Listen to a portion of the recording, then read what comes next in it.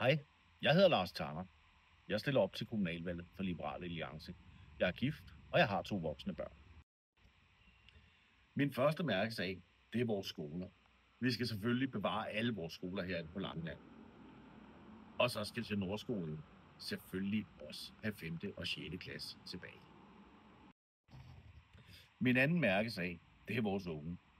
På nuværende tidspunkt, så flytter de fra øen for at uddanne sig, og de kommer som regel ikke tilbage.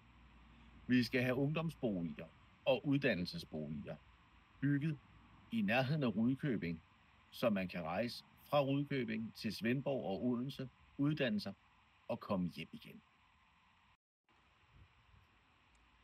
Min tredje mærkesag er økonomi. Jeg bliver nødt til at være ærlig. Jeg er ikke ham, der kommer og lover en hel masse gaver.